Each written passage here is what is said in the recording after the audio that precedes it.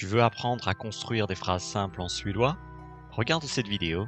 On va couvrir 9 points fondamentaux pour créer des phrases faciles en suédois. Bonjour, je m'appelle Thierry, je suis polyglotte et prof de langue. Le plan de la leçon est très simple, de la grammaire fondamentale, des exemples en contexte et un test à la fin pour vérifier que tu sois bien attentif tout au long de la vidéo. Tout ça c'est très court, quelques minutes seulement. Et c'est parti pour 9 règles fondamentales pour créer des phrases simples en suédois et impressionner les collègues, impressionner la belle famille ou je ne sais qui. C'est parti, on va dans la salle de classe.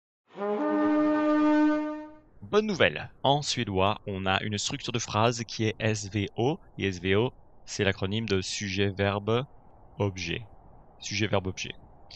En suédois, comme tu peux le voir ici, on a une phrase en français qui est je mange une pomme, et en suédois, ça va être jag äter ett äpple. Donc, c'est le même ordre dans la phrase. Jag, c'est je, äter, c'est mange, ett, c'est une, et pomme, c'est äpple. On va continuer avec inversion sujet-verbe. Es-tu trött? Es-tu fatigué? Mot pour mot, c'est ça que ça signifie. Är et du. Tu, trött, fatigué. On continue. Cette fois-ci, ça va être différent en suédois et en français. Il y a une inversion sujet-verbe au conditionnel, au mode conditionnel en suédois. Si je dis la phrase « Si j'avais su ça, je serais venu plus tôt ». Hade jag vetat det skulle jag ha kommit tidigare. Si j'avais su ça. Alors, en suédois, donc, mot pour mot, on va dire avais-je su ça? Avais-je su ça? Donc, c'est pas très français, mais c'est très suédois. Tu vois aussi qu'il y a une inversion sujet-verbe après la virgule. Skulle jag ha kommit tidigare. Ce qui n'est pas le cas en français. En français, on aurait dit, pour la même phrase, si on devait traduire, si j'avais su, ou alors si j'avais su ça, c'est pas vraiment nécessaire de mettre ça, mais bon, bref, si j'avais su, je serais venu plus tôt. En suédois, il y a une inversion après la virgule aussi. Donc attention au mode conditionnel et attention à ne pas toujours penser que parce qu'il y a un ordre précis en français, on va avoir le même ordre en suédois. Il y a des exceptions et en voilà une. On continue avec la négation. La négation est facile en suédois, très facile, très simple. On place inte, on place l'adverbe de négation inte après le verbe. En français, on a ne et pas. Et ça cause des migraines aux personnes qui apprennent le français parce qu'ils savent pas toujours où placer ne et ils savent pas toujours où placer pas. En suédois, c'est très simple. On place inte après le verbe. Et quand on a plusieurs verbes, on place inte après le premier verbe. Donc, c'est une règle qui est quand même pas très compliquée et qui ressemble quand même au français. En français aussi, on place pas après le premier verbe dans la phrase. Jag äter inte.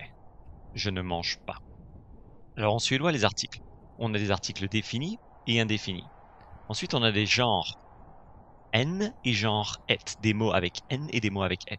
Et ça, en français, c'est différent, bien sûr. En français, on va dire il y a des mots féminins et des mots masculins. Donc, on va avoir une terminaison différente. C'est pareil en suédois, on a une terminaison différente quand on parle de mots en n et de mots en et. Mais ce que je veux surtout, c'est que tu ne fasses pas l'équivalence de n, c'est comme le masculin, ou et, c'est comme le féminin, ou inversement. Non, c'est un autre système. Des mots en n et des mots en et. D'accord? Alors, un exemple, c'est si je dis un chat, c'est n-cat. Et le chat, c'est katten. Donc, un chat, c'est très similaire en termes de la structure de la phrase. On a l'article indéfini et puis le nom. Mais pour l'article défini, tu vois que le, en suédois, enfin, je veux dire, n, il se place après le nom. Et c'est comme si en français, tu disais châteleux. C'est un peu c'est un peu spécial. Alors, on a le même système pour les mots et. Et äpple, une pomme. On a l'article indéfini devant le nom. Äpplet va se mettre à la fin du mot, à la fin du nom, quand on a la forme définie. Donc, la pomme, ça serait pomme là. On s'est tordu ce que je dis. Mais il y a une équivalence qui est claire entre châteleux et katten. C'est comme ça que les Suédois forment la forme définie. Alors, j'espère que ça ne te fait pas trop tourner la tête tout ça. C'est quand même pas si difficile quand on y pense, mais ça demande un peu d'adaptation. Et tu sais que toutes ces leçons que je présente sur la chaîne, tu peux les recevoir dans ta boîte mail pour 0 € au format email sur ton téléphone. Comme ça, tu te lèves le matin, tu sais, avec le bol de céréales et hop là, tu regardes, oh, j'ai reçu un email pour apprendre le suédois. Tu cliques dessus, tu lis, c'est un contenu bref avec une liste à puces, tu sais, un bullet point. Ça va très vite et tu dis ah c'est vrai je savais pas ou alors oh je me rappelle de cette règle et tout ça c'est très naturel et donc si tu veux faire partie du programme, clique sur le lien dans la description et tu recevras le curriculum dans ta boîte mail. Retour à la leçon. Alors on a vu dernièrement les articles. Alors on a appris qu'il y avait des articles définis et indéfinis en suédois bien sûr, mais aussi les genres qui sont différents du français, masculin, féminin. En suédois on a un système différent, on a les mots en en et les mots en et. Donc en et et. Donc, c'est un système différent. On continue. L'accord adjectif-nom est différent en suédois, mais pas très différent, mais quand même un peu différent, il faut en parler. En français, on peut placer l'adjectif avant ou après le nom. En suédois, on le place avant le nom. C'est plus simple. Si on a l'article indéfini en röd bil, une voiture rouge, tu vois que on place l'adjectif avant le nom. C'est pareil qu'en article défini, c'est la bonne nouvelle. Et tu vois que l'adjectif va changer de forme suivant le type de mot qu'on a, suivant le genre du mot. En röd bil devient ett rött hus. C'est différent. Une voiture rouge, une maison rouge. Donc quand on a la forme définie maintenant, tu vois qu'il y a quand même une transformation. Röd devient röda. Bonne nouvelle, ça reste röda pour l'autre genre. Donc den röda bilen, la voiture rouge, det röda huset, la maison rouge, c'est identique. On continue avec les prépositions. Bon, beaucoup de prépositions en suédois sont naturellement, on va dire, transférables du suédois au français. Tu peux facilement les équivaloir dans ta tête, mais il y a des exceptions, et j'en prends 3 ici. Attention aux prépositions en suédois qui ne sont pas toujours exactement comme en français. Par exemple, aller au cinéma, att gå på bio. Aller au cinéma, på bio.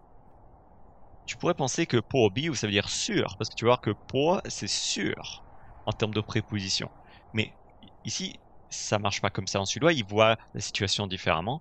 Donc, au cinéma, på bio. Attention à ce genre de différence en termes de traduction des prépositions. Il faut prêter attention à ce genre de choses. Je suis au bureau. Jag är på kontoret. Alors, être au bureau, tu pourrais te dire que si je suis au bureau, je vais pas utiliser la préposition sur, parce que logiquement, si je suis sur le bureau, je suis debout sur le bureau. Mais c'est pas le cas en suédois. På kontoret, ça veut dire être au bureau. Attention. Et troisième exemple, celui-là, on va dire je voyage ou je vais avec le bus. On va pas dire en bus.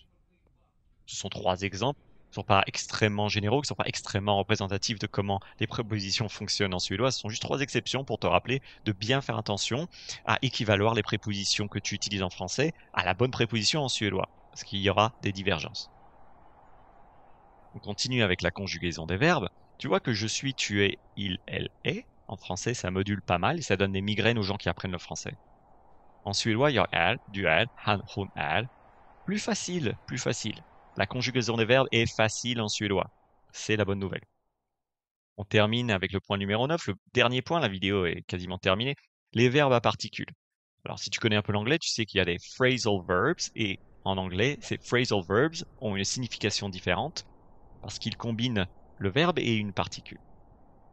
Et cette particule va changer le sens du verbe. Ça devient un autre verbe.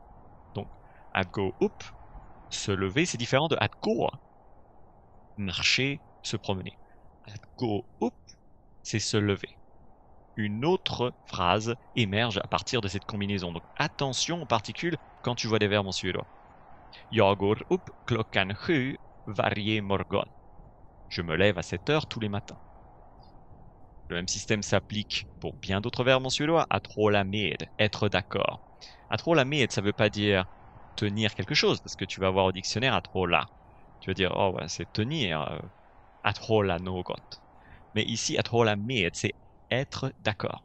Donc on a changé le sens du verbe. Et pas mal ici, c'est carrément différent. Jag håller med dig om det där. Je suis d'accord avec toi sur ce point. Alors, dernier exemple, att kasta bort. C'est jeter, ce qui est différent de att kasta, qui traduit lancer. Kasta bort, jeter. Jag måste kasta bort det gamla bordet. Je dois jeter la vieille table. Et on voit ici l'accord de l'adjectif. L'adjectif est passé avant le nom. Est-ce que tu as été suffisamment attentif pendant la leçon? On va le découvrir. Je te pose 3 questions. 3 questions qui vont déterminer si tu as été suffisamment attentif pendant la leçon et si tu as retenu les points essentiels de la leçon.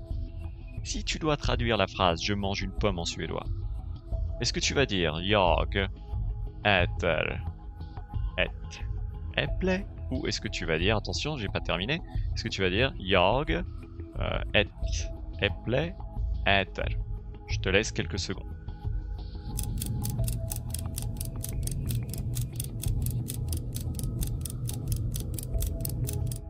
La traduction est Jag äter ett äpple. Ça veut dire qu'on a une formule sujet-verbe-objet. Et oui, le suédois, c'est pas le turc, c'est pas le coréen, c'est pas le japonais. On a une structure SVO qui est facile pour les francophones à maîtriser. Jag äter ett äpple. C'était la question numéro 1. Question numéro 2. Pour l'accord adjectif non. L'accord adjectif non en suédois. J'ai besoin que tu m'aides. J'ai besoin que tu m'aides pour traduire correctement une voiture rouge. Alors, si je dis en röd bil, est-ce que c'est correct ou devrais-je dire en bil röd? Parce qu'en français, on dit une voiture rouge. Alors, qu'est-ce que tu vas choisir pour traduire une voiture rouge en suédois? Je te laisse 7 secondes.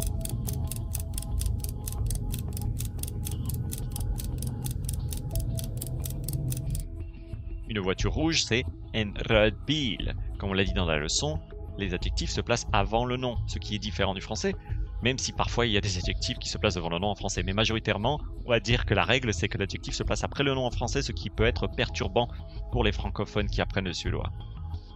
Question numéro 3. Si tu veux créer une phrase négative en suédois, par exemple, je ne mange pas la pomme. Est-ce que tu vas dire Jag inte äter äpplet? Ou alors Jag äter äpplet inte. Ah oui, c'est la fin de la leçon, il faut qu'on booste un peu la difficulté.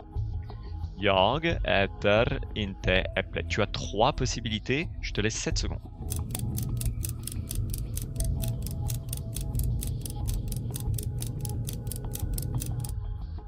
La réponse était la dernière réponse. C'était Jag äter inte äpplet. Attention à bien mettre l'adverbe de négation inte après le verbe, le premier verbe en particulier.